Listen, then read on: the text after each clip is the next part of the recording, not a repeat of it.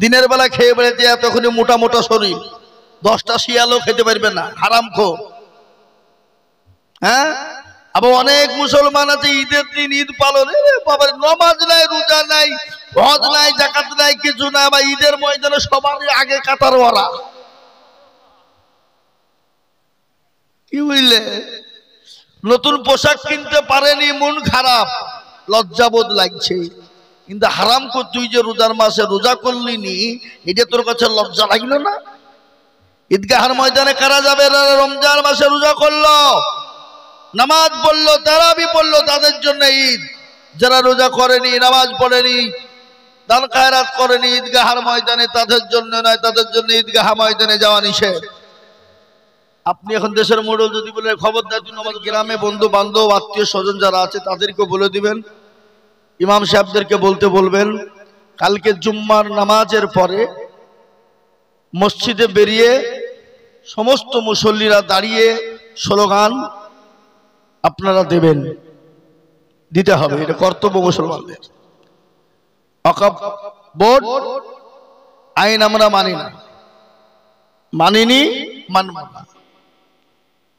আমাদের ওয়াকফ বোর্ড আমাদেরকে ফিরিয়ে দিতে হবে, স্লোগান হবে। বুঝতে পেরেছেন না পারেননি? যেহেতু মসজিদ পারপেশে কিনতে ওয়াকফ, ওরা একটা যেন তেন প্রকারে মসজিদ বন্ধ করার একটা চিন্তা ভাবনা নিয়েছে। সুতরাং ঈদগাহ, গরস্থান, তারপরে মারকাজ, খানকা, মসজিদ, মাদ্রাসা সহ এটা বন্ধ করার একটা চক্রান্ত ইউটিউব চলছে, বুঝলেন? গোটা দেশের লোক কিন্তু দেখছে আমি কথাটা বলছি। এটা হলো ইমানি দায়িত্ব। মুসলমানদের ভারতবর্ষে হাতিয়ার যদি ছিল ওই একটাই ছিল, সেটা ওয়াকফ সম্পত্তি। মুসলমানদের সব ছিনিয়ে নিয়েছে। এই ওয়াকফ সম্পত্তিকে মুসলমানদের কাছ থেকে ছিনিয়ে নেওয়া হলো, মুসলমানদের অস্তিত্ব বিলীন করে দেওয়া হলো, মুসলমানদের অস্তিত্বকে কেড়ে নেওয়া হলো। এই জাতি যতক্ষণ পর্যন্ত না শুধর হবে, এই জাতির সামনে দুর্দিন নেমে আসছে। এবছরই কয়েকটা জায়গায় ঈদগাহতে ঈদের নামাজ পড়তে দেয়নি, শুনেছেন আপনারা? ঈদের নামাজ পড়তে দেওয়া হয়নি। এবং আর একটা, এই দেশের ভিতরে এই জঙ্গল রাজ চলছে উত্তরপ্রদেশের মাটিতে। যোগী আদিত্যনাথ নারায়ণ টাকলু বাবু হারামখোর, সে বলেছে ঈদগাহায় নামাজ পড়তে হবে, ঈদের নামাজ। কোন রাস্তায়, কোন ছাদে পড়া যাবে না,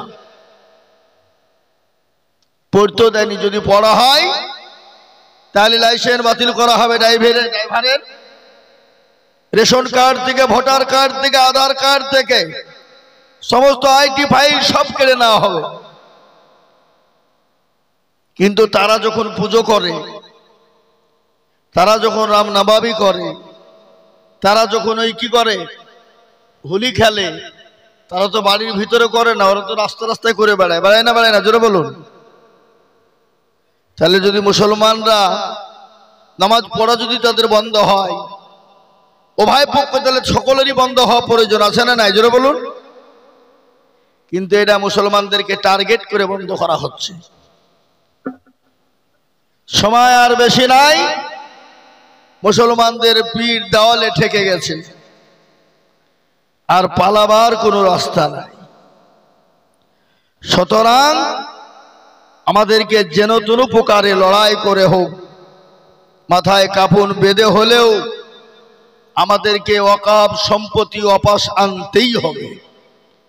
তার জন্য আমাদের যেটা করার প্রয়োজন আমরা করব ইনশাআল্লাহ। করব না? করব না? করব ইনশাআল্লাহ। আজকে গোটা ভারতবর্ষে উত্তাল শুরু হয়ে গেছে, চারিদিকে মানুষের আহাজারি শুরু হয়ে গেছে, কান্না রুল চলছে। এই মুসলমান ওদের টেকনিক দেখেন। আমাদের দেশের স্বরাষ্ট্রমন্ত্রী কে আপনারা জানেন? অমিত জি। অমিত শাহজি কালকে মুসলমানদের দরদ কত দেখাচ্ছে তিনি। হ্যাঁ, তিনি বলছেন ওয়াকফ বোর্ডটা আমরা তো নিয়ে নিচ্ছি না, এটা মুসলমানদের সম্পত্তি, মুসলমানদেরকে বুঝিয়ে দেওয়ার জন্য কোথায় কিভাবে ছন্ন ছড়া হয়ে আছে ওটা আমরা আমাদের আওতায় নিয়ে এসে মুসলমানদের হাতে তুলে দিব। কত দরদ! কি বুঝতে পারলেন না? মুসলমানকে নামাজ পড়তে দিছে না, মুসলমানের মসজিদ ভেঙে দিয়েছে বুলডোজার দিয়ে, আর মুসলমানদের সম্পত্তির জন্য আপনার কি মায়া উত্তল যেন উঠে পড়ে লেগেছে। এটা কিছু নয়, মুসলমানদেরকে শেষ করে দেওয়ার একটা পরিকল্পনা ওদের চলছে, অলরেডি শুরু হয়ে গেছে। কালকে 13 ঘন্টা এই ওয়াকফ সম্পত্তিকে নিয়ে সংসদে তর্ক বিতর্ক হয়েছে, আপনারা দেখেছেন 13 ঘন্টা ধরে। তারপরে চুরি করে রাত্রি তারা আইন পাস করেছে, রাত্রি 2টোর সময়। কটার সময় বলুন? আর মানুষ চুরি করতে তো রাতেই যায় নাকি?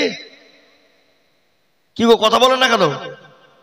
রাতে যায় তো, রাতে চুরি করতে যায় তো ওরা চোরের মতন চুরি করে ওয়াকফ বোর্ডের আইনকে তারা পাস করলো গত রাত্রি। দেখেন এদের কত বড় একটা চক্রান্ত। আজকে আমি আপনাদেরকে বলে দিই, পরপর 2টো আইন হলো। 1 নম্বর হলো ওয়াকফ সম্পত্তি মুসলমানদের কাছ থেকে কেড়ে নিল, আর এই ওয়াকফ সম্পত্তিটা যেন ধামাচাপা পড়ে যায় তার জন্য সঙ্গে সঙ্গে তার পরাধীন 26,000 শিক্ষার্থীকে বাদ দিল সুপ্রিম কোর্ট। মানে মানুষ ভারতবর্ষের এই ইটালি আন্দোলন করবে শিক্ষার ব্যাপারটা নিয়ে, চাকরিকে নিয়ে, তাহলে ওই ওয়াকফ বোর্ডটা ঢাকা পড়ে যাবে। ওনারা কোন ব্রেনে এটাকে ঘটাতে, বুঝতে পেরেছেন না? পারেননি? আল্লাহ জিনিস আল্লাহ হেফাজত করবে বলুন ইনশাআল্লাহ।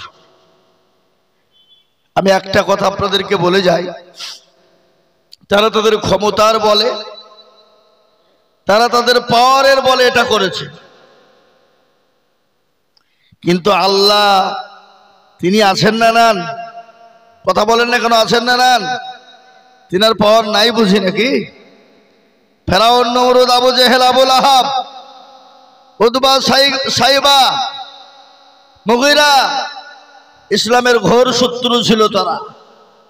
আল্লাহ তাদেরকে তলিয়ে দিয়েছে না দেয়নি? তাদের নাম নিশানা মিটিয়ে দিয়েছে না দেয়নি? আজকে ওই ওয়াকফ সম্পত্তি হলো আল্লাহকে ওয়াকফ করে দেওয়া হয়েছে। আল্লাহর নামে 200, 400, 600 বছর আগের জমি আল্লাহর নামে ওয়াকফ করা হয়েছে। মসজিদ, মাদ্রাসা, মারকাজ, খানকাতে আল্লাহর দ্বীনের হেফাজত আল্লাহ করবেই বলুন ইনশাআল্লাহ। আমরা তাই বলে বসে থাকবো, শুয়ে থাকবো? এ বাবা, আল্লাহ খেতে দিবে বলে আমি লুক করে বসে বসে আল্লাহ খাবার দাও করে বলতে গেলে দিবে? আল্লাহ বলছে তুমি বেরিয়ে পড়ো, আমি দেব। বুঝতে পারেননি? আপনি যদি বলেন দেখি আল্লাহ কি করে আগুনে হাত পোড়ায়, আপনি আল্লাহর বান্দা, বুজুর্গ, আল্লাহ আগুনে হাত পুড়লে পুড়বে না, আপনি হাত ভরিয়ে দিলেন, পুড়বে না? কি কথা বলেন না কেন? আল্লাহ ইচ্ছা করলে হেফাজত করতে পারে না? পারে না? হযরত ইব্রাহিম আলাইহিস সালামকে নমরুদ আগুনে ফেলে দিলেন। কোরআন আছে কুনি বারদাও সালামান আলা ইব্রাহিম, আছে না কোরআন আয়াত? আল্লাহ বললেন হে আগুন, খবরদার আমার ইব্রাহিমের একটা পশম জানে না পড়ে, একটা পশম জানে না পড়ে। ফুল বাগানের বাগিচার মতো তিনি বসে আছেন। আলহামদুলিল্লাহ বলুন। সেই মুসলমান আমরা। এ বাবা, তেলের গাড়ি তেলে চলে, হাওয়ার গাড়ি হাওয়াই চলে, বিনা তেলে চালাই গাড়ি নবী সুলাইমান। আমরা সেই মুসলমান। কি বুঝতে পারলেন না? কি বুঝতে পারলেন না? পারলেন না? তেলের গাড়ি তেলে চলে, হাওয়ার গাড়ি হাওয়ায় চলে,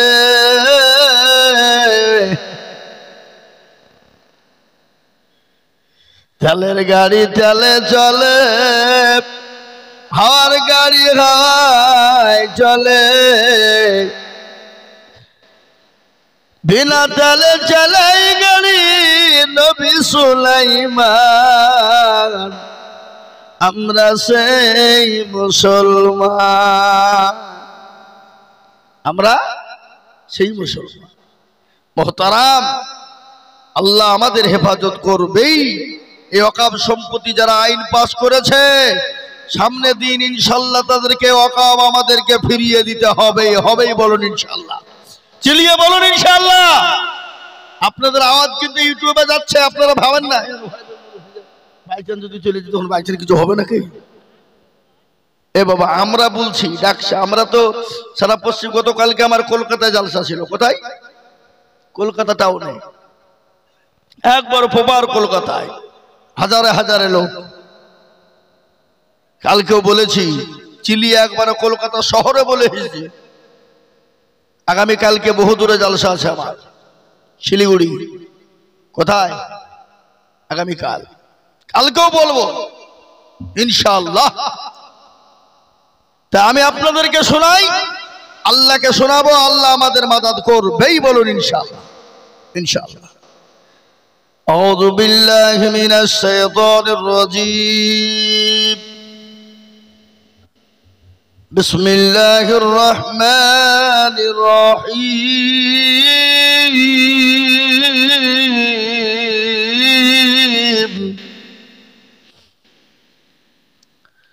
আলহামদুলিল্লাহি রাব্বিল আলামিন আর রহমানির রহিম মালিকি ইয়াউমিদ্দিন। ইয়্যাকা না'বুদু ওয়া ইয়্যাকা নাস্তাঈন। اهدنا الصراط المستقيم صراط الذين أنعمت عليهم غير المغضوب عليهم ولا الضالين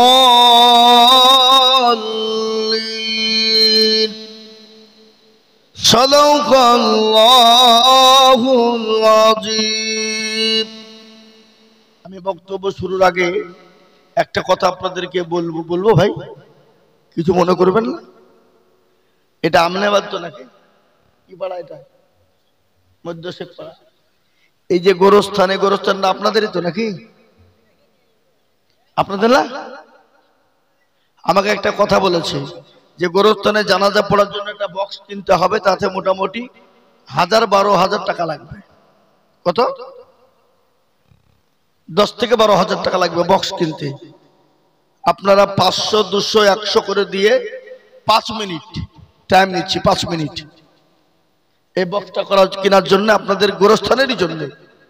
আপনাদের গোরস্থানে একটা বক্স কেনা হবে জানাজা পড়ার জন্য। যদি আপনাদের কাছে থাকে একটু দেন, 200, 500, 1000, 50, যার কাছে আছে 5টা মিনিট টাইম নিলাম, তারপর আমি বক্তব্য শুরু করবো। আসুন দেন দিনী ভাই, কার কার কাছে আছে দেন। কি দেওয়া যাবে? আপনাদের জন্য আমি বলছি, গোরস্থানের একটা বক্স কেনার জন্য। জানাজা হবে, জানাজার জন্য 150, 200, 500, যার কাছে যা আছে একটু দেন, তাড়াতাড়ি দেন। 5 মিনিট দেরি, 5 মিনিটের পর আমি বক্তব্য শুরু করব। কি আপনাদের গোরস্থানের জন্য হবে না?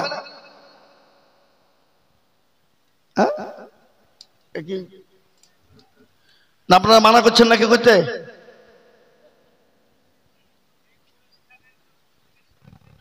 ও এই গোরস্থানে না? ও তাহলে অন্য গোরস্থানের আছে। ও তার লেগে উঠছে না, তাই বা হোক। হ্যাঁ, তো যা হোক, এটা নেকি তো হবে, যে পার্সেরই হোক, যে গোরস্থানেরই হোক, নেকির জন্য দিবেন, তাই তো নাকি? আপনাদের কাছে আবেদন রাখলাম, আপনার বক্তব্য শুরু করছে, আপনারা দেবেন। আলহামদুলিল্লাহি কাফা ওয়া সালামুন আলা ইবাদিহিল্লাযীনা ইসতাফা, আম্মা বা'দ। فقد قال الله تبارك وتعالى في كلامه المجيد وفي الفرقانه الحميد. أعوذ بالله من الشيطان الرجيم. بسم الله الرحمن الرحيم. إن الدين عند الله الإسلام. وقال عز وجل في موضع آخر: قل إن كنتم تحبون الله فاتبعوني يحببكم الله ويغفر لكم ذنوبكم والله غفور رحيم. وقال عز وجل في موضع آخر وتصيموا بحبل الله جميعا ولا تفرقوا قال النبي صلى الله عليه وسلم لا يؤمن أحدكم حتى أكون أحب إليه من والده وولده والناس أجمعين متفق عليه قال النبي صلى الله عليه وسلم من رغب عن سنتي فليس مني أو كما قال عليه الصلاة والتسليم الحمد لله আজকের এই সভার নির্বাচিত নির্ধারিত সভাপতি সাহেব শ্রদ্ধেয় ওলামারা আমার জ্ঞানী গুণী মানি সম্মানী বাবা জীবন ভাইয়েরা পদ্মার আড়ালের পদ্মার নাসিনা আমার মা জননী বোনেরা রইল সকলকে সালাম আল্লাহ রাব্বুল ইজ্জাতের লাখো শুকরিয়া যে গভীর রজনী পর্যন্ত আল্লাহ আপনাকে আমাকে দিনী মজলিসে দিনী মজমাতে বসার তৌফিক এনায়েত করেছেন সেই মহান স্রষ্টার শানে অন্তরের অন্তরল থেকে বলি আলহামদুলিল্লাহ। কি গো আলহামদুলিল্লাহ বললেন না গুনাহ হবে নাকি? জোরে বলুন আলহামদুলিল্লাহ।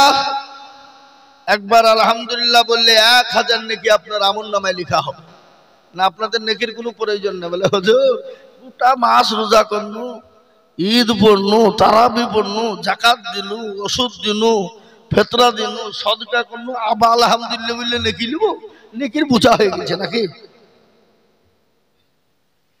নেকি করা যেমন সহজ, নেকি সেকেন্ডে চলে যাওয়াটাও তো রকম সহজ। কি বলছেন আপনারা বলুন?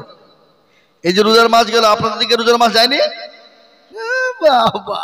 রোজার মাস কিছু লোকের জন্য জহমত আর কিছু লোকের জন্য রহমত। যারা রোজা করে না তারা বলছে কি জহমত আইলো রে, দিনের বেলা খেতে পাবো না, লোকের সামনে বসতে পাবো না, কিছু করতে পাবো না, এত বড় জহমত চলিল। কিন্তু আছে না এরকম লোক? না আছে না? জোরে বলুন। রোজার মাসে রোজা করেনি, দিনের বেলা খেয়ে বেড়েছে, এতক্ষণে মোটা মোটা শরীর, 10টা শিয়ালও খেতে পারবে না, হারামখোর। হ্যাঁ, আবার অনেক মুসলমান আছে ঈদের দিন ঈদ পালন, বাবার নামাজ নাই, রোজা নাই, হজ নাই, যাকাত নাই, কিছু না, আবার ঈদের ময়দানে সবার আগে কাতার ওরা। কি বুঝলে? নতুন পোশাক কিনতে পারেনি, মন খারাপ, লজ্জাবোধ লাগছে। কিন্তু হারাম কর, তুই যে রোজার মাসে রোজা করলি নি, এটা তোর কাছে লজ্জা লাগলো না? ঈদগাহের ময়দানে কারা যাবে রমজান মাসে রোজা করলো, নামাজ পড়লো, তারাবি পড়লো, তাদের জন্য ঈদ। যারা রোজা করেনি, নামাজ পড়েনি, দান খায়রাত করেনি ঈদগাহের ময়দানে, তাদের জন্য নয়, তাদের জন্য ঈদগাহ ময়দানে যাওয়া নিষেধ। আপনি এখন দেশের মোড়ল যদি বলে খবরদার তুই নামাজ রোজা করিস না, যাবি না, তারপরে ঠুটনি উড়িয়ে দিবে। দিবে না? দিবে না? কথা বলে না, তুই আমাকে বলা কেন? তোর মোড়লের গোষ্ঠী বেশি দেয়, বলবে না? বলবে না? কথা বলেন না কেন? ঠুটনি উড়িয়ে দিবে। হ্যাঁ, বুঝলে হবে না। এ বাবা, এই যে রমজান ঈদ গেল, আল্লাহু আকবার, অনেক মুসলমানের ছেলেরা মদ খেয়ে বিরুদ্ধে বিরাট ঈদ পালন চলছে। মদ আপনাদের দিকে সব খায় না? হ্যাঁ, যারা রোজার মাসে ঈদের দিনে মদ খাইলো না, সে শুয়োরের রক্ত খেলো। বলেন শুয়োরের রক্ত খাওয়া জায়েজ না না জায়েজ? কথা বলতে হবে, কথা বললেন না কেন? হালাল না হারাম? যারা রোজার মাসে ঈদের দিনে যারা মদ খেলো, তারা মদ নয়, তারা শুয়োরের রক্ত খেয়েছে। এর থেকে লজ্জা কিছু হতে পারে? আর চতুষ্পদ জানোয়ার, জি বালহুম আজাল, এরা চতুষ্পদ জানোয়ার। চতুষ্পদ জানোয়ার মানে কুকুরের থেকে নিকৃষ্ট। কি বুঝতে পারলেন না? পারলেন না? এ বাবা, মুসলমানের ঘরের ছেলে রোজা করে না, নামাজ পড়ে না, এই যে রোজা গেল, এত শান্তির রোজা কোনো বছর হয় না। লাস্টে 2-3টা হয়তো একটু কঠিন হয়েছে, তাই না বলেন? কিন্তু শান্তি হয়েছে না হয়নি? তাহলে এই দিনে যদি রোজা করতে না পারে তো কবে রোজা করবে? দিনের বেলায় সুস্থ শরীর নিয়ে খেয়ে বেড়াচ্ছে, আর রোজার মাস আসলে তার পেটে গ্যাস, তার রম্বল হয়। কি বুঝেন আপনারা বলেন? তোর পেটে কলেরা হবে। কলেরা বোঝেন? হ্যাঁ, আজ হিন্দুদের ছেলেরা মুসলমানদের সামনে বিড়ি খেতে ভয় পায়, চা খেতে ভয় পায়, আর মুসলমানের ঘরে হয়ে বাচ্চা মুসলমানের সন্তান হয়ে বিড়িতে মারছে, তার মনে হচ্ছে বাপও জীবনে বিড়ি খায়নি। এরকম আছে না নাই? আর ঈদের বাজারে শপিং মল, সুবহানাল্লাহ, মেয়ে ছেলেরা তো কি ভিড়। স্বামীকে বলছে তুমি বাড়ি যুগো, আমি বাজার করে আসছি। শপিং মল তুই এগুলো বাজার করতে, বাজারে ঠেলা ঠেলা যায় না, শপিং মলে। আহা, শোনাবো আপনাদেরকে নবীর সাহাবাদের শপিং কি ছিল, কি শপিং বাজার ছিল তাদের। হযরত আমিরুল মুমিনিন খলিফাতুল মুসলিমিন, অর্থ পৃথিবীর খলিফা হযরত ওমর, তিনার বিবি বলছেন স্বামী আমাদের ঈদে নতুন কাপড় না হলেও চলবে, কিন্তু বাচ্চাটা ছেলে মানুষ, বাচ্চা মানুষ, তার জন্য কিছু পোশাক নতুন হলে ভালো হয়। তিনি চিঠি লিখলেন, তিনি তো আমিরুল মুমিনিন, তিনি তো অর্থ পৃথিবীর খলিফা, তিনি অর্ধেক জাহানের মালিক। তিনি চিঠি লিখলেন তার গভর্নর, তার হিসাব রক্ষককে।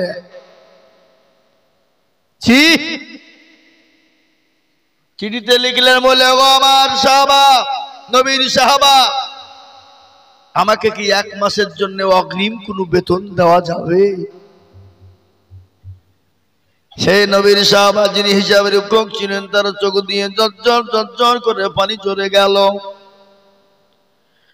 যিনি আমিরুল মুমিনিন খলিফাতুল মুসলিমিন, যিনি অর্ধ পৃথিবীর খলিফা, তিনি আজকে অগ্রিম আমার কাছে 1 মাসের বেতন চাই। সাহাবা তিনি চিঠির উত্তরে লিখে দিয়ে বললেন, ও আমিরুল মুমিনিন খলিফাতুল মুসলিমিন, আপনি আমার কাছে 1 মাসের অগ্রিম চিঠি লিখে পাঠিয়েছেন, আপনি বেতন নেবেন। আপনি চিঠিতে লিখে দেন আপনি সামনে 1 মাস আগে বেঁচে থাকবেন কিনা, আপনি বেঁচে থাকবেন কিনা আপনি গ্যারান্টি দিয়ে লিখে দেন। আপনি যদি 1 মাস সামনে বেঁচে থাকেন, আমি আপনাকে 1 মাস অগ্রিম বেতন দিয়ে দিব। ও আমিরুল মুমিনিন খলিফাতুল মুসলিমিন, আপনি অর্ধ পৃথিবীর খলিফা, আপনাকে যে মসনদে রাখা হয়েছে, আপনাকে খলিফা হিসাবে রেখেছে জনগণ, আপনাকে আগামী 1 মাস আপনাকে জনগণ খলিফা হিসাবে রাখবে কি গ্যারান্টি আছে? আপনি 1 মাস কিরকম করে আপনি অগ্রিম বেতন চান? চিঠিখানা চলে এলাম হযরত আমিরুল মুমিনিন খলিফাতুল মুসলিমিন, অর্ধ পৃথিবীর খলিফা, সৌদি অঝর নইলে ঝরঝর করে পানি ঝরে যায়। বিবি বলেন, স্বামী গো, আপনার চোখে কেন পানি, কান্না করেন কেন? বলে, বিবি রে,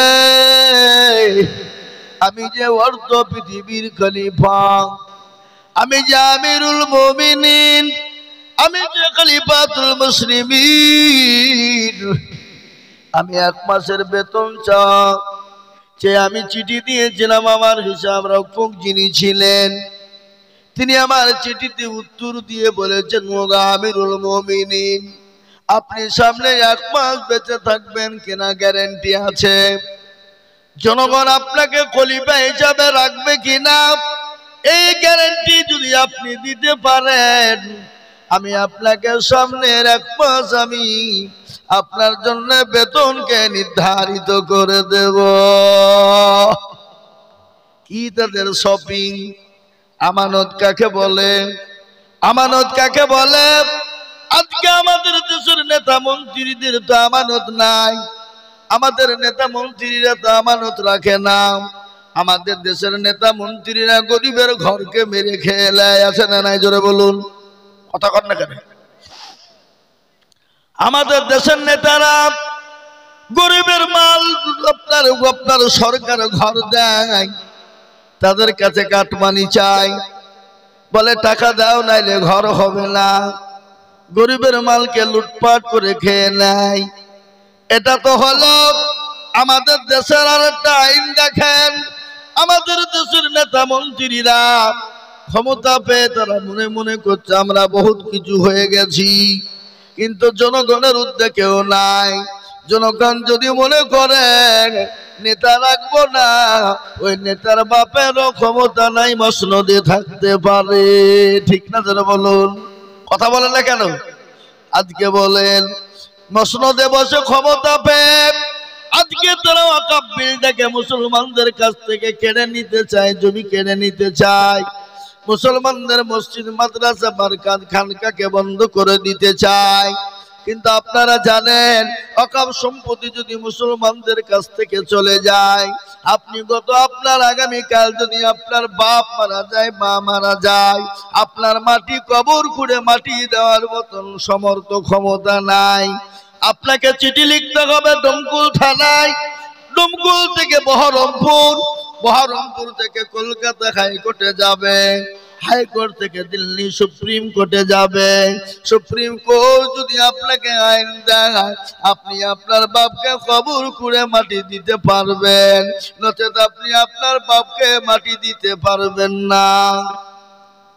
আপনি মসজিদে আজান দিবেন, আল্লাহু আকবার, আল্লাহু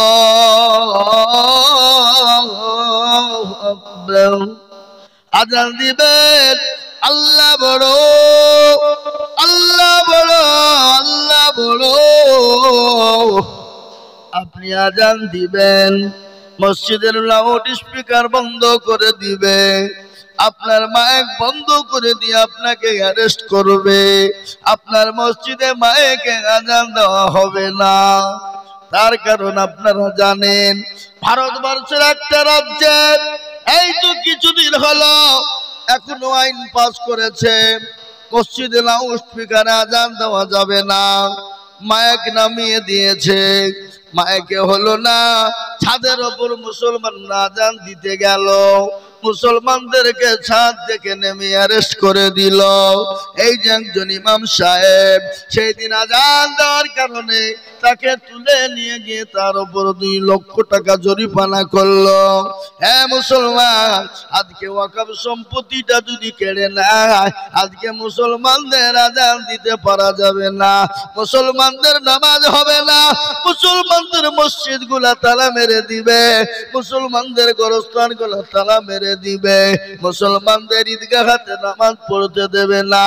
আমি আপনাদেরকে বলি বাবা,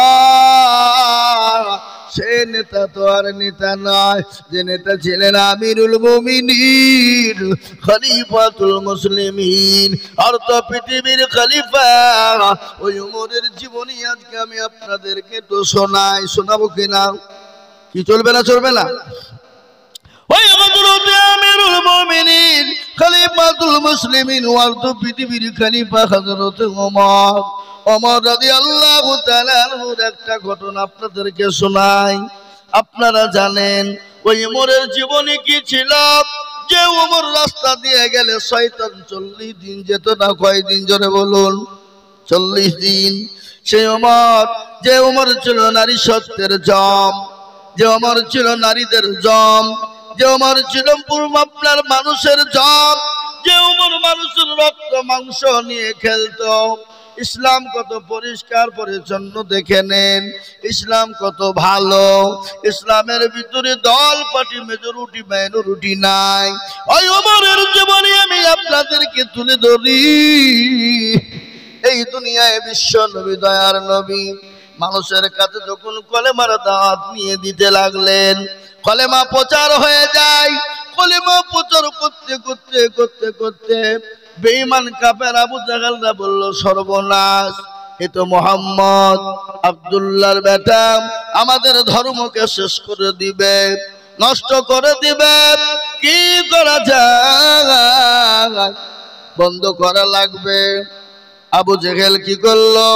সমস্ত গ্রামের, দেশের, পাড়া প্রতিবেশী এলাকার মানুষকে ডাকলো, বলে শোনো, ওই মোহাম্মদ আব্দুল্লাহর বেটা সে একটা না জানি কি ধর্ম নিয়ে এসেছে, আসার পরে তার দিকে মানুষকে টেনে নেয়। বন্ধ করতে হবে। কি করতে হবে? বন্ধ করতে হবে।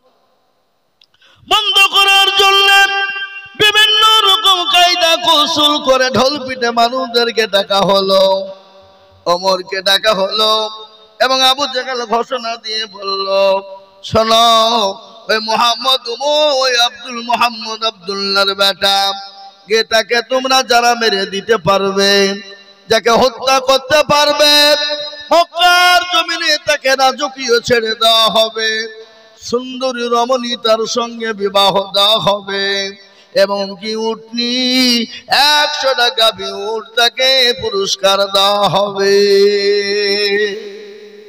কিন্তু সকলের মন তো অর্থের দিকে কুলুকুলু করে, করে না? করে না? জোরে বলুন। সবাই মনে মনে করছে, হায় রে, আমি যদি মোহাম্মদকে মেরে দিতে পারতাম তাহলে 100টা উটনি পেতাম, মক্কার জমিনে আমি সব থেকে বড় ধনট্ট ব্যক্তি হয়ে যেতাম, মক্কার সব থেকে সুন্দরী রমণীর সঙ্গে বিবাহ হতো, আর কি রাজত্ব পেয়ে যেতাম, আমি বড় ভাগ্যবান হয়ে যেতাম। কিন্তু সকলের মন তো খারাপ। কিন্তু তারা আবার মনে মনে করছে, মোহাম্মদের গর্দান কাটতে যাব, আমি ফিরে আসবো, এ জীবনের কোনো গ্যারেন্টি আছে নাকি? এ বাবা বলেন, আপনার জীবনে যদি বেঁচে না থাকে আপনার সম্পদ কি হবে? সম্পদের কোন দাম আছে? আপনি কোটি কোটি টাকার মালিক, করোড় কোটিপতি, আপনি গাড়ি বাড়ি সম্পদের অভাব নাই, কিন্তু আপনি নিজেই বেঁচে নাই, ও সম্পদের আপনার কোনো মূল্য নাই। আছে নাকি গো? কথা কন না কেন? সম্পদের কোনো মূল্য নাই। হযরত ওমর ওই মজলিসের মধ্যে খাড়া হয়ে গিয়ে বলল, আবু জেহেল আমাদের নেতা, আপনি যদি আমাকে হুকুম দেন, আপনি 100টা উট এবং আমাকে উটনি দিবেন, এবং সুন্দর রমণীর সঙ্গে বিবাহ দিবেন, এবং রাজত্ব তুলে দিবেন, দিবেন তো? বলে হ্যাঁ, ওয়াদা করলাম দিব, কিন্তু মোহাম্মদের গর্দানটা তোমাকে এনে দিতে হবে। ওমর বলল, শোনো নেতা, যতক্ষণ পর্যন্ত মোহাম্মদের গর্দান না কাটবো আমি ততক্ষণ পর্যন্ত পানি পান করব না। নাউজুবিল্লাহ বলুন। ওই ওমর তরবারি বের করেছে। আবু জেহেল বলল, আজকে মোহাম্মদ থাকবে না, ইসলাম মিটে যাবে। ইসলামের মালিককে? কথা কন না কেন? ইসলামের মালিক আল্লাহ। ইসলামকে কেউ মিটিয়ে দিতে পারেনি। আদম আলাইহিস সালাম থেকে নিয়ে যুগ যুগ যুগ যুগ ধরে ইসলাম চলে আসছে, এবং মারতে দাম তাগার পৃথিবী যতদিন থাকবে ইসলাম থাকবে। থাকবে না ভাই? কথা বলেন না কেন? হ্যাঁ মুসলমান দরদি, ভালো করে শুনবেন। হযরত ওমর সে তো কোনো তো নবী আপনার সাহাবা হয় নাই, অলঙ্গা তরবারি নিয়ে বেরিয়ে গেলেন, বিশ্ব নবীর গর্দানটা কেটে দিবে, নবীকে শেষ করে দিবে। রাস্তায় যেতে যেতে দেখলেন একজন নবীর সাহাবা হযরত নাঈম নতুন কলমা পড়ে মুসলমান হয়েছে। ইমানের কত ভোল্টেজ! ইমান কাকে বলে? ইমানের ভোল্টেজ কত? আর আমরা মুসলমানদের ইমানের ভোল্টেজ কত? এখনি যদি আমাদেরকে বলে তোমাকে এত টাকা দিব, কলমা ছেড়ে দাও, আমরা সঙ্গে সঙ্গে টাকার লোভে কলমা ছেড়ে দিব। এরকম মুসলমান আছে না নাই? কথা কন না কেন? আছে, বুঝলে হবে না? হ্যাঁ ও মুসলমান, আল্লাহওয়ালা দিনওয়ালা, ভালো করে শুনবেন। হযরত নাঈম ওমরকে ডেকে বলে, ওমর তুমি উলঙ্গা তরবারি নিয়ে কোথায় যাও? কোন জায়গায় যাবা? বলে আমি যেখানে মন সেখানে যাই, তুই যা। বলে না, একটু বলো। বলে ওই মোহাম্মদ আব্দুল্লাহর বেটা সে নাকি একটা নতুন ধর্ম এনেছে, আমাদের বাপ দাদার ধর্মকে নষ্ট করে দেয়। আজকে তার গর্দানটাকে উড়িয়ে দিব, আজকে তাকে শেষ করে দেব। নাই বলে ওমর গো, তোমার মতো বেহায়ালি লজ্জ জমিনের উপরে আসমানের নিচে নাই। ওমর বলল, কি বললি? বলে হ্যাঁ, তিনি তো ভালো মানুষ, তিনি তো নবী, তিনি তো কোনো মানুষের ক্ষতি করে না, কেন তুমি তার গর্দান কাটবে বলো? কি অন্যায় তিনি করেছে বলো? এ মুসলমান দরদি শোনেন, হযরত ওমর বলে, ও নাইম, তুই কি কলমা পড়ে মুসলমান হয়েছিস? বলে হ্যাঁ। বলে আগে তোর গর্দানটাকে উড়াবো, তারপরে আল্লাহ, তারপর আব্দুল্লাহর বেটা মুহাম্মদের গর্দানকে উড়িয়ে দিব। নাইম বলে, ওমর গো, আমাকে মারা, আমার নবীকে মারার আগে আমার সঙ্গে আগে তুমি লড়াই করো। আমি মুসলমান, আল্লাহ আমার বাজুতে শক্তি কম দেয়নি, এটাকে কি বলে? বাজু বলে না, আপনারা জানেন তো। আল্লাহ আমার হাতে বড় শক্তি দিয়েছে। ওমর গো, আমি তোমাকে ছেড়ে দিব না। বলুন সুবহানাল্লাহ। নতুন ইমানদার, কলমা পড়ে মুসলমান সবে মাত্র হয়েছে। নবীর প্রেমিক কাকে বলে? নবীর ভালোবাসা কাকে বলে? আল্লাহর কোরআন বলেছে, কুল ইন কুনতুম তুহিব্বুনাল্লাহ ফাত্তাবিউনি ইউহিব্বুকুমুল্লাহ ওয়া ইয়াগফির লাকুম যুনুবাকুম ওয়াল্লাহু গফুরুর রহিম। কুল, কুল, হে নবী, আপনি তাদেরকে বলুন, তাদেরকে জানিয়ে দিন, আপনি তাদেরকে শুনিয়ে দিন, তারা জানে আপনাকে ভালোবাসে, মহাব্বত করে, তারা জানে আপনাকে স্মরণ করে।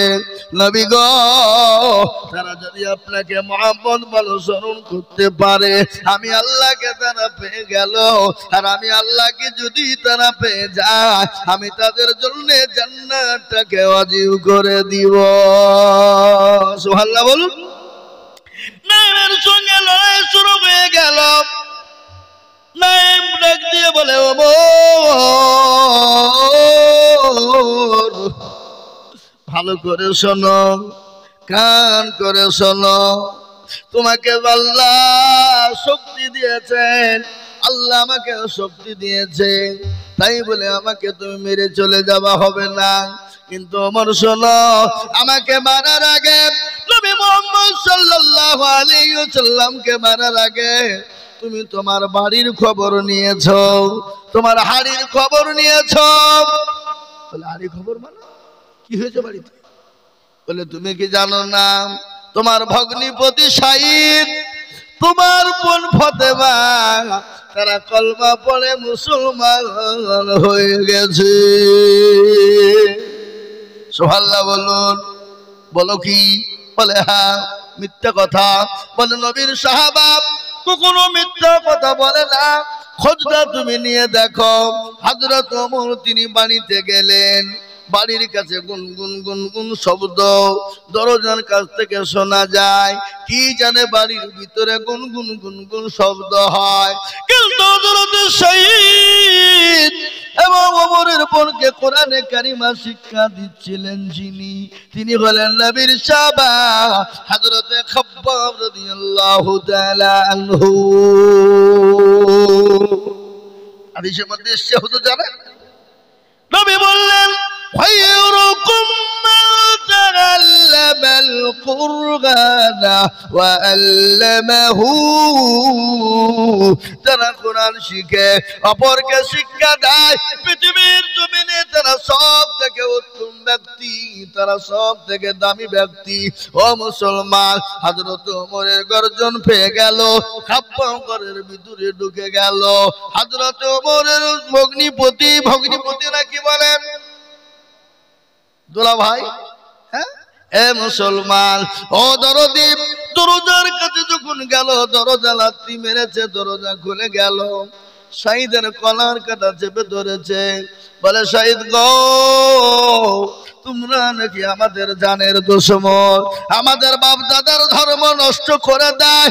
ও মুহাম্মদ, তার ধর্মকে তোমরা পালন করেছো, কেন পালন করলে? কেন কলমা পড়ে মুসলমান হলে মুছো? বলে কখনোই মুছবো না। বেদম পিটুরি শুরু হয়ে গেল, একের পর এক মার শুরু হয়ে গেল। বিবি আর সহ্য করতে পারে না, স্বামীর গায়ে মার পড়বে, বিবি দাঁড়িয়ে থাকতে পারে না। পারে গো, জোরে বলুন পারে? পারবে না। দৌড়তে দৌড়তে বিবি স্বামীর গায়ের ওপর পড়ে গেল, বিবির উপরে মার শুরু হয়ে গেল। হযরত ওমরের বোন চুল কানে, ওমরের বোনের চুল কানে ওমর ধরে গালের ওপর দুটো থাপ্পড় দিল, মুখ পেটে রক্ত ঝরঝর করে ঝরে যায়। ওমর ডাক দিয়ে ওমরের বোন বলে, ভাই তুমি যদি আমাকে মেরে মেরে মেরে মেরে শেষ করে দাও, এ কলমা পড়ে যে মজা পেয়েছি, পৃথিবীর জমিনে এত শান্তি আর কিছুতে পাই নাই। সুবহানাল্লাহ বলুন, জোরে জোরে সুবহানাল্লাহ বলুন। কলমার মধ্যে কত মহব্বত আমি আপনাদেরকে শোনাই। একজন নবীর সাহাবা হযরত সালমান ফারিস, কি নাম জোরে বলুন? হযরত সালমান ফারিস, তিনি নবীর একজন সাহাবা। তিনি তো দুনিয়ার জমিনে সাহাবাদের ভিতরে বেশি দিন বেঁচে ছিলেন। তিনি 250 বছর দুনিয়ার জমিনে বেঁচে ছিলেন। 80 বছর তিনি মূর্তি পূজা করেছেন। ক বছর? কথা বলেন না কেন? 80 বছর। 80 বছর তিনি মূর্তি পূজা করলেন। সে ধর্ম কিন্তু তাকে ভালো লাগে না, ধর্ম ভালো লাগে না, মন চাই না। তিনি চলে গেলেন খ্রিস্টান ধর্মে। খ্রিস্টান ধর্ম তিনি পালন করলেন 50 বছর। তাহলে 80 আর 50 কত হয়? 130। আপনারা রাগ করছেন নাকি? আপনাদেরকে জিজ্ঞাসা করছি বুঝলে? রাগ নাই তো? মনে মনে করছেন যে এত মৌলবী বক্তব্য করলো, কেউ কিছু বললো না রে, কোন মৌলবীকে তুলি নিয়ে এলি রে, আমাদেরকে বিরক্ত করছে। এ বাবা, কিছু বলতে গেলে তো কিছু শুনতে হবে, হবেন না কিনা জোরে বলুন? কিছু বলতে গেলে শুনতে হবে কিনা? কোনো ছেলে যদি কোনো মেয়েকে বলে আমি কি ভালোবাসি গো তোমাকে, তোমার লেগে জান দিত, মেয়েটাকে ছেলেটা বলল, মেয়েটা চুপ করে থাকলো, ভালোবাসা হবে নাকি? মেয়েটা তো বলবে আমিও তোমাকে ভালোবাসি, তবে তো প্রেম জমবে নাকি? এ বাবা, আমি এক পর থেকে বলবার আপনারা চুপ করে শুনবেন, কোনো কাজ হবে? আপনারা একটু হা করবেন। এখন গভীর রজনী, এ রাত্রিতে আল্লাহ দরবারে দোয়া কবুল হবে ইনশাআল্লাহ। বলুন কবুল হবে। হযরত সালমান ফারিস তিনি 120 বছর তিনি অন্য ধর্ম পালন করলেন, ভালো লাগে না।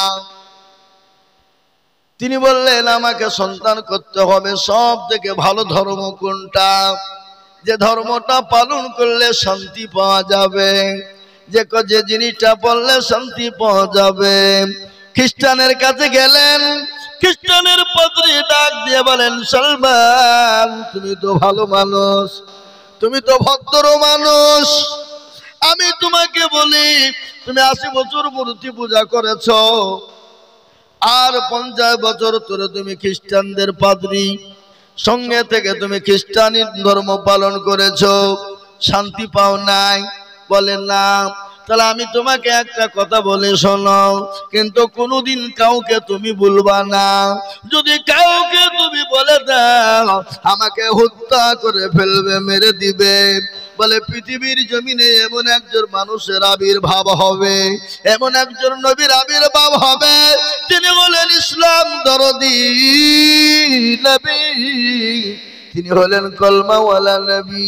তিনার কলমা লা ইলাহা ইল্লাল্লাহ মুহাম্মাদুর রাসূলুল্লাহ পড়বে, তোমার দিল ঠান্ডা হয়ে যাবে। সেটা হলো সত্য ধর্ম। কিন্তু সালমান কোনোদিন কোনো কাউকে বলবা না, আমি তোমাকে বলেছি এটা কেউ যদি জেনে ফেলে তাহলে আমাকে হত্যা করে ফেলবে, আমাকে মেরে ফেলবে। হযরত হযরত সালমান ফারিসি ডাক দিয়ে বলেন পাদ্রীজি আমি কোথায় পাবো সে ধর্ম, কোথায় পাবো সেই মানুষটিকে, কোথায় পাবো সেই নবীকে, কোথায় পাবো? বলে সেই দেশে, যে দেশে বেশি খেজুরের গাছ হয়, যে দেশে বেশি খেজুর হয় সেই দেশে তোমরা সেই মানুষটিকে পাবে। সে মানুষটির নাম হলো মুহাম্মদুর রাসূলুল্লাহ।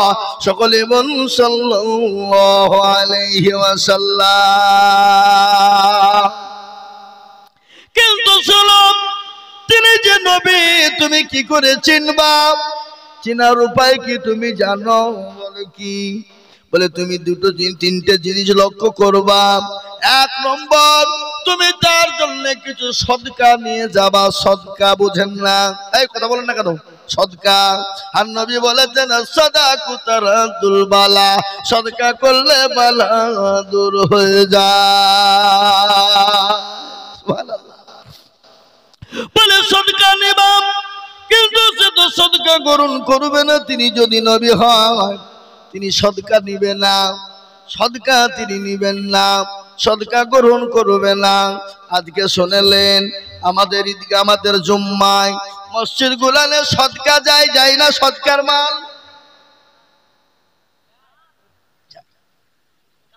সদকার মাল মসজিদে যায়।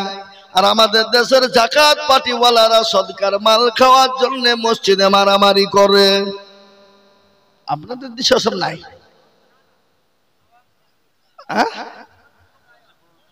বড় লোকরা বেশি খায়। তোরা কিসের বড় লোক? তো ভিখারির থেকে বড় বড় ভিখারি।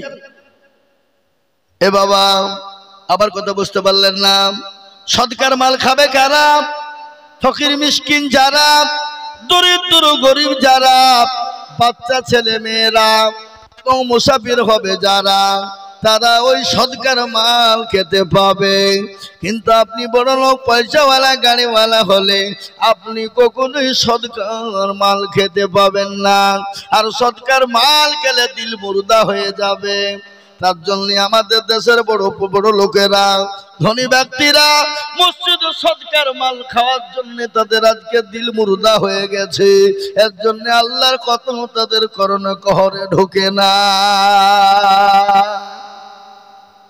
বুঝতে পারলেন না? সদকা বলে সর্বপ্রথম নবীকে সদকা দিবা। তিনি যদি নবী হন সদকা দিবে না। দ্বিতীয় নম্বর হলো তাকে হাদিয়া নিয়ে যে দিবা। তিনি যদি হাদিয়াটা গ্রহণ করে নেয় তাহলে জানবা সে নবী। দুই নম্বর। তিন নম্বর হলো বিশ্ব নবী বগলের নিচে দেখবে একটা মোহরের নবুয়াত আছে কিনা। দেখবা একটা মোহরের নবুয়াত আছে। ওই মোহরের নবুয়াতটা কোনো নবীর ছিল না, যেটা হলো আল্লাহ নবী শেষ জামানার নবীকে দেওয়া হয়েছিল। ওই মোহরের নবুয়াতটা কি? যেটাকে বলা হয় আজকে আমাদের দেশে সিসি ক্যামেরা।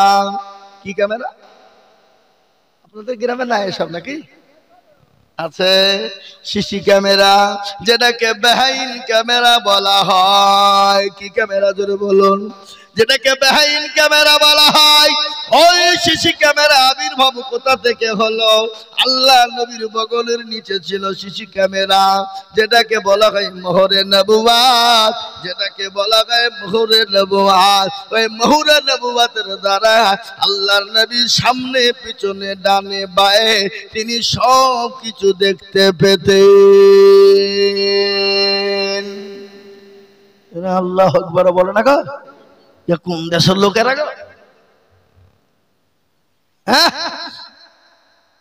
ওটাকে বলা হয় সিসি ক্যামেরা, যেটাকে বলা হয় বেআইন ক্যামেরা, যেটাকে বলা হয় ও মুসলমান মোহরে নবুয়াত। ওই মোহরে নবুয়াত থেকে আজকে সিসি ক্যামেরার আবির্ভাব হয়েছে। অত মত আজকে সিসি ক্যামেরা কোথা থেকে হলো? ওখান থেকে আবির্ভাব। আজকে বিজ্ঞানীরা প্রমাণ করেছে বিশ্ব নবীর থিওরি, বিশ্ব নবী যেটা করে গেছেন যেটা বলে গেছেন সেটা আজকে আপনার কথাতে কথাতে পক্ষান্তরে আজকে প্রমাণ হয়ে যাচ্ছে। সুবহানাল্লাহ বলুন। মুসলমান, সুবহানাল্লাহ বললে মুখটা ব্যথা হয়, কিন্তু শুনেলেন সুবহানাল্লাহি ওয়া বিহামদিহি সুবহানাল্লাহিল আযীম। বুখারী শরীফের শেষ হাদিস। আল্লাহর নবী বললেন পৃথিবীর জমিনে এমন একটা বাক্য আছে